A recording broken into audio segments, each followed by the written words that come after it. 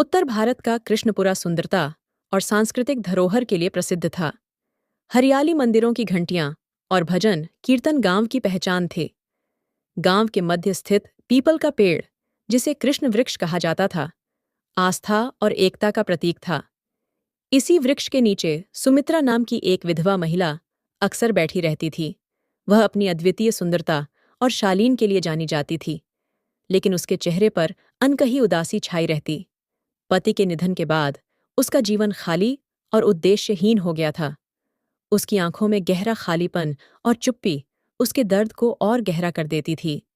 गांव वाले उसे देखकर अफसोस करते, लेकिन कोई भी उसकी पीड़ा तक पहुंचने का साहस नहीं कर पाता। कृष्णपुरा अपनी उदासी और जीवन के उद्देश्य की तलाश में अक्सर कृष्ण वृक्ष के नीचे बैठती थी। वह सोचती, क्या उसके जीवन का अंत केवल दुख और तन्हाई है, या कहीं कोई प्रकाश भी है? इसी बीच गांव में विभुदेव नामक एक साधु का आगमन हुआ। उनके तेजस्वी व्यक्तित्व और गहन आंखों ने सभी को आकर्षित किया। वे कम बोलते, पर उनके शब्द भीतर तक झकझोर देते। साधु ने अपने उपदेशों में कहा, हर आत्मा में दिव्यता है। जीवन केवल भौतिक सुखों के लिए नहीं, बल्कि आत्मा की पवित्रता को समझकर ईश्वर से जुड़ने का अवसर है। उनके विचारों ने गांव में आध्यात्मिक जागृति ला दी। विभुदेव के उपदेश सरल और गहरे थे। वे कहते, जो तुम बाहर खोज रहे हो, वह तुम्हारे भीतर है। बस अपने भीतर झांक। उनकी बातें इतनी सहज थीं कि ग्रामीण भी उन्हें समझने लगे। जल्द ही गांव के लोग उनके प्रवचनों से प्रेरित होकर बड़ी संख्या में मंदिर आने लगे। उनकी उपस्थिति ने लोगों को नई ऊर्जा दी। विभुदेव के चमत्कारी कार्य भी चर्चा का विषय बन गए। किसी को उनके स्पर्श से राहत मिलती, तो किसी का खोया आत्मविश्वास लौट आता। सुमित्रा, जो अपने खालीपन और सवालों से जूझ रही थी, भी उनके पास गई। साधु की शिक्षाओं ने उसके भीतर शांति और नई आशा का संचार किया। उनके शब्द उसके हृदय को गहराई तक छूते थे। उनके विचारों में जीवन के रहस्यों और आत्मा की दिव्यता का ऐसा चित्रण था, जो सुमित्रा के भीतर नई उम्मीद जगाने लगा। एक दिन जब सुमित्रा ने साहस करके साधु महाराज से व्यक्तिगत रूप से मिलने का निर्णय किया, तो उनके सामने जाकर उसने अपने मन की उलझने और दुख साझा किए। उसकी आंखों में आंसू थे और उसकी आवाज में दर्द। साधु महाराज ने उसे ध्यान से सुना और फिर एक गंभीर लेकिन स्नेहपूर्ण स्वर में कहा, तुम्हारे भीतर एक अनंत शक्ति है, जिसे तुमने कभी महसूस नहीं किया।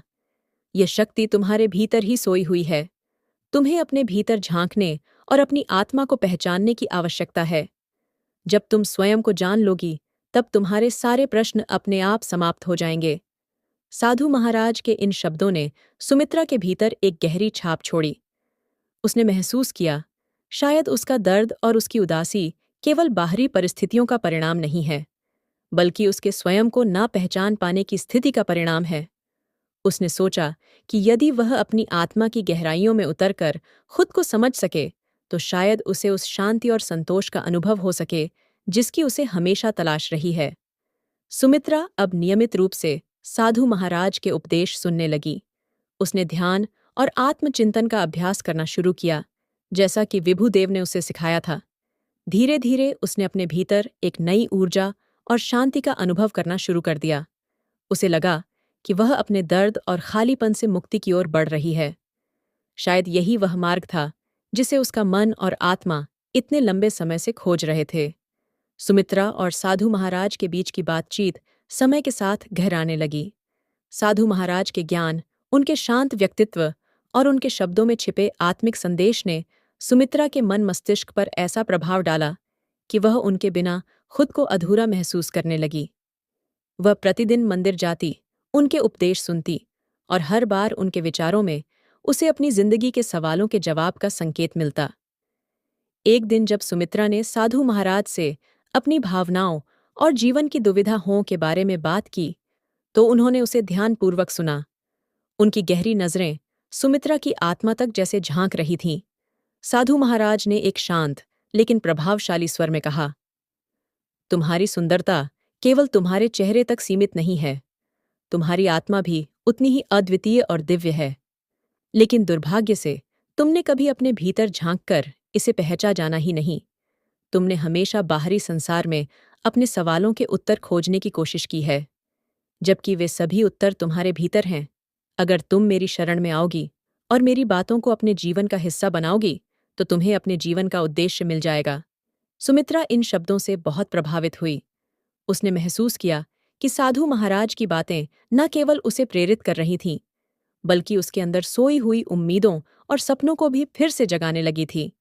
वह उनकी शिक्षाओं और उनकी उपस्थिति में खुद को अधिक शांत और संतुलित महसूस करने लगी। धीरे धीरे साधु महाराज और सुमित्रा के बीच का रिश्ता आध्यात्मिक चर्चा से आगे बढ़कर एक व्यक्तिगत स्तर तक पहुंचने लगा। वे अब केवल दर्शन और आत्मा की बातों पर ही चर्चा नहीं करते थे, बल्कि सुमित्रा के जीवन की छोटी बड़ी उलझनों, उसके डर और उसके सपनों पर भी खुलकर बात करते थे। सुमित्रा को ऐसा लगता था जैसे विभुदेव न केवल उसके मार्गदर्शक थे, बल्कि उसके जीवन के उन हिस्सों को भी समझने लगे थे जिन्हें वह खुद भी ठीक से नहीं समझ पाई थी।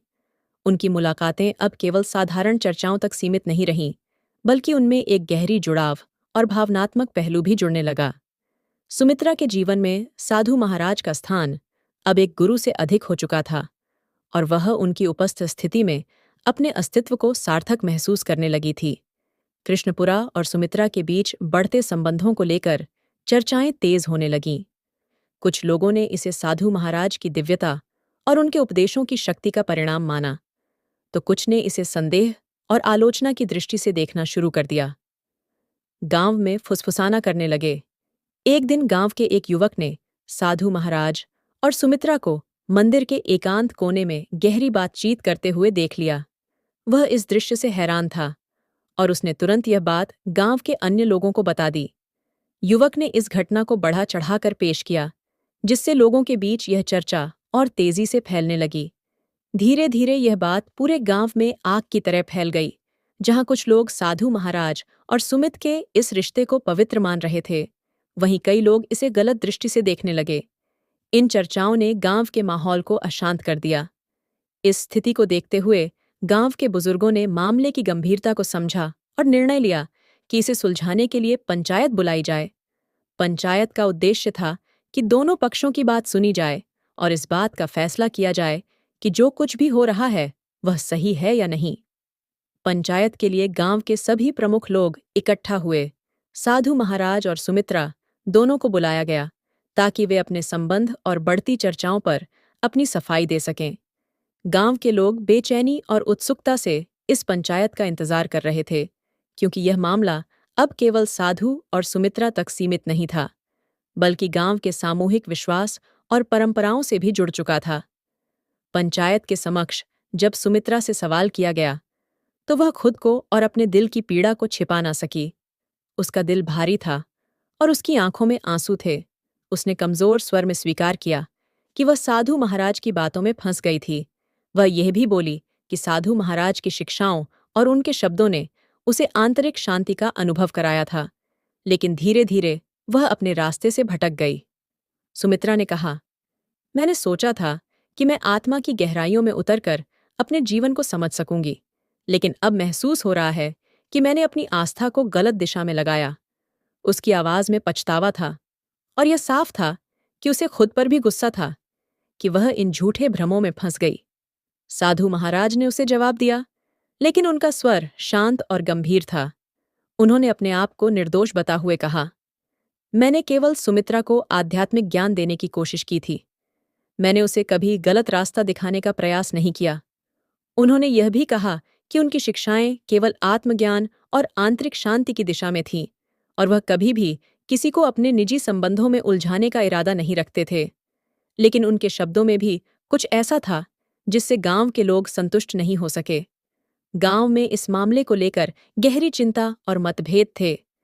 कुछ लोग साधु महाराज को दोषी मानते थे, क्योंकि उनके द्वारा दी गई आध्यात्मिक शिक्षाओं का असर सुमित्रा पर गहरा पड़ा था और वह उनकी उपस्थिति में कुछ अधिक जुड़ी हुई लगने लगी थी। वे यह मानते थे कि साधु महाराज ने अपनी शक्तियों का गलत इस्तेमाल किया। वहीं कुछ लोग सुमित्रा को दोषी मानते थे, क्योंकि उन्होंने साधु महाराज की बातों को बिना समझे गहरे रूप से अपने जीवन में उतार लिया था। गांव के बुजुर्गों और अन्य पंचायत के सदस्य एक लंबे विचार विमर्श के बाद इस नतीजे पर पहुंचे कि इस मामले का सबसे अच्छा हल यही होगा कि साधु महाराज को गांव छोड़ने का आदेश दिया जाए। पंचायत ने कहा कि यह सही नहीं है कि गांव की शांतिपूर्ण और साधारण जिंदगी को इस प्रकार की असहमति और भ्रम से बाधित किया जाए। साधु महाराज को गांव छोड़ने का फैसला सुनाया गया। सुमित्रा भी इस फैसले से आहत थी, लेकिन पंचायत के निर्णय का सम्मान करना पड़ा। सुमित्रा ने अपनी गलती को स्वीकार किया, लेकिन उसके मन में यह सवाल भी उठता था कि क्या वह वास्तव में सही रास्ते पर थी और अब उसे अपने जीवन की दिशा में किस तरह से बदलाव लाना होगा। साधु महाराज के गांव छोड़ने के बाद सुमित्रा की आत्ममंथन की प्रक्रिया और गहरी हो गई।